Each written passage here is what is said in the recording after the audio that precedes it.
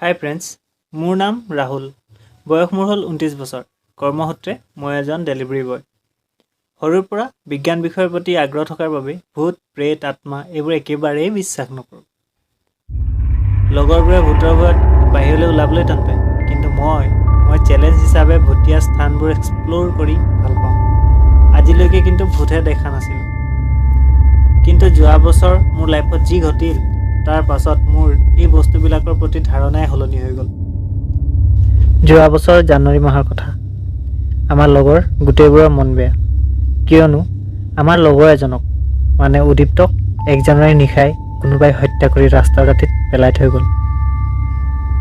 Police, post-mortem ইত্যাদিবোৰ সমাপন হোৱাৰ পিছত পৰিয়ালবৰ্গ তথা আমাৰ উপস্থিতিত তাৰ দাহ সংস্কাৰ হৈ গ'ল, কিন্তু অপৰাধীৰ কোনো সংসূত্ৰ নোলাল। তাৰ তিলনিৰ দিনা আমি আটাইয়ে লগৰবোৰে লগ হ'লোঁ উদীপ্তহঁতৰ চোতালত। পৰিয়ালৰ লোকসকলক সান্তনা দিয়াৰ লগতে খা খবৰ এটাও লোৱা হ'ল। সিহঁতৰ ঘৰৰ পৰা ওলাই আহোঁতে ৰাতি 12টা মানেই বাজিল।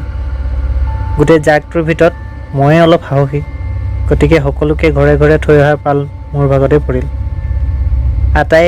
আটাইৰে বাইক আছে, যদিও মই লগত যাব লাগে।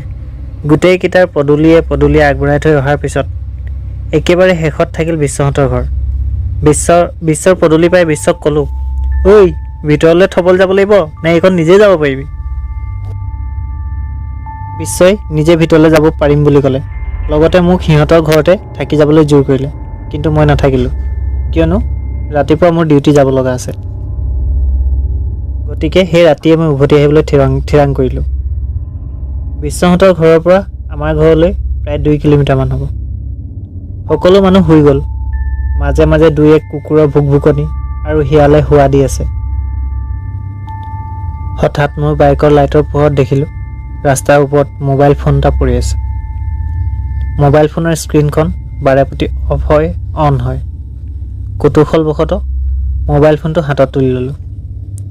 কাৰোবাৰ মোবাইল? ৰাতিপুৱা মোবাইলটো গৰাকী ওলালে উভতাই দিব লাগিব বুলি ভাবি পকেটত মোবাইলটো ভৰাই ল'লোঁ। বাইকত বহিছোঁ মাত্ৰ তেনেতে শুনা গ'ল মেছেজ এলাৰ্ট। কৌতূহলবশতঃ মোবাইল স্ক্ৰীণটো চালোঁ। ইয়াতচোন পেটাৰ্ণ লক নাই। মই মেছেজটো পঢ়াত লাগিলোঁ। মেছেজটোত স্পষ্টকৈ কেপিটেল লেটাৰত লিখা আছে, উদ্দীপ্তক হত্যা কৰা হত্যাকাৰী হ'ল সুস্মিতাৰ মোমায়েক অনিমেষ। মাৰ্ডাৰ ৱেপন আৰু উদ্দীপ্তৰ বাইকখন একেলগে আমাৰ গাঁৱৰ পুৰণি বৰগছজোপাৰ গুৰিত পুতি থোৱা আছে। থানাত গৈ ইন্সপেক্টৰ বৰুৱাক গোটেই কথাখিনি খুলি ভাঙি ক'লোঁ। ইন্সপেক্টৰ বৰুৱাই মোক মোবাইলটো বিচাৰিলে। মই পকেটত হাত সোমোৱাই মোবাইলটো উলিয়াই দিলোঁ। কিন্তু এয়া কি আচৰিত, সেইটো মোবাইল নহয়, মোবাইলৰ বেক কভাৰটোৱে। ইন্সপেক্টৰ বৰুৱাই মোক এক প্ৰকাৰ গালিয়ে পাৰি ক'লে, তেল্লা ইদুৰ ভাই, চুপতি মাৰিবলৈ জেগা নাপালি।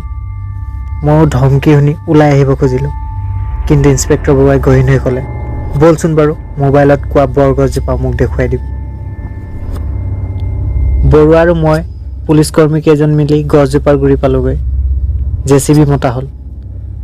2 মিনিটমান লাগিল। মাৰ্ডাৰ ৱেপন আৰু উদ্দীপ্তৰ ৰয়েল এনফিল্ডখন মাটিৰ তলত উদ্ধাৰ হ'ল। তেতিয়ালৈ ৰাতিপুৱাইছিল। মিডিয়া, ৰাইজ চবৰে উপস্থিতিত কথাখিনি ৰৌজাল বৌজাল হৈ পৰিল। অপৰাধী অনিমেষক ঘৰৰ পৰাই এৰেষ্ট কৰা হ'ল। অপৰাধীক এৰেষ্ট কৰাৰ পিছত ময়ো ঘৰলৈ উভতিলোঁ। মনতে ভাবিলোঁ, হওক তেওঁ হত্যাকাৰী যে ধৰা পৰিল। পকেটত থকা মোবাইল কভাৰটো উলিয়াই পেলাব খোজোঁতেই মোৰ চকু কপালত উঠিল। কি আচৰিত, কিয়নো কভাৰটো মোৰ অতিকে চিনাকি মোৰ বন্ধু মৃত উদ্দীপ্তৰ আইফোনৰ বেক কভাৰ।